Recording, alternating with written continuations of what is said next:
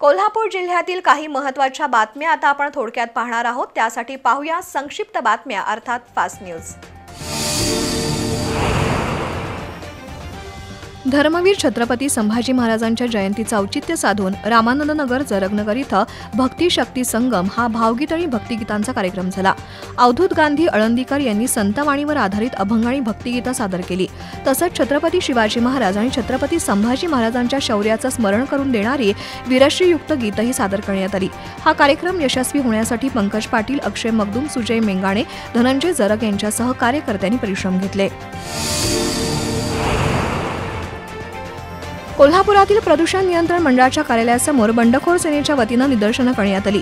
Kupwad MIDC मधील काही chemical कारखान्यांमधील सांडपाणी थेट नदीत सोडलं जात आहे, तर काही कंपन्यांमधील पाणी शेतजमिनीत पसरत आहे। सांगली जिल्ह्यातील बामनोळी, सावळी, काननवाडी, कुपवाड, मिरज या भागातील पिकाऊ जमिनीचं अतोनात नुकसान झालंय। प्रदूषण नियंत्रण मंडळानं संबंधित केमिकल कंपन्यांवर कारवाई करावी अशी मागणी करण्यात आली आहे। आंदोलनात निलेश मोहिते, शशिकांत वायदंडे, विजय लोखंडे, सुरेश आवळे यांच्यासह कार्यकर्ते सहभागी झाले होते।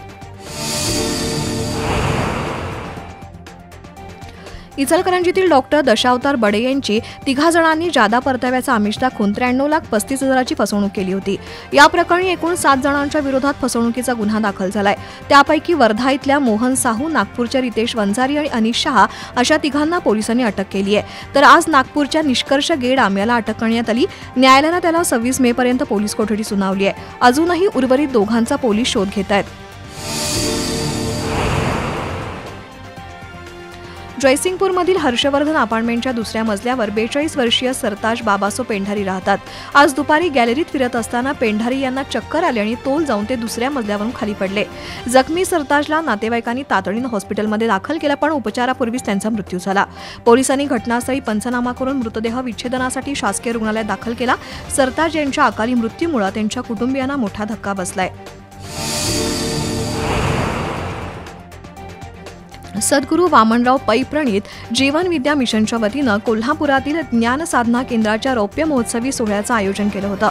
यावेळी ज्येष्ठ प्रबोधनकार शिवाजीराव पालव यांचं व्याख्यान झालं।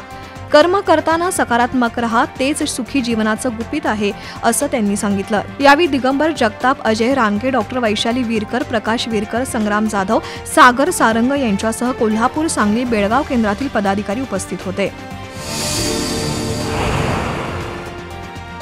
परभणीमध्ये झालेल्या जनमित्र संवाद कार्यक्रमात लेखा विभागाच्या कार्यकारी संचालकांनी लेखा विभागाच्या कर्मचाऱ्यांना अपमानास्पद वागणूक दिली। त्याचा इचलकरंजीतील लेखा विभागाच्या अधिकारी आणि कर्मचाऱ्यांनी तीव्र निषेध व्यक्त केला। या प्रकरणाची चौकशी करण्याची मागणी लेखा कर्मचाऱ्यांनी केली। मागण्यांचं निवेदन अतिरिक्त कार्यकारी अभियंत्यांना देण्यात आले। यावेळी इचलकरंजी विभागाचे उपव्यवस्थापक सुनील गोसावी, सहाय्यक लेखापाल अमर सावंत, अनिकेत ढोणे, प्रमोद माळी, निकिता केंबळे यांच्यासह लेखा कर्मचारी उपस्थित होते।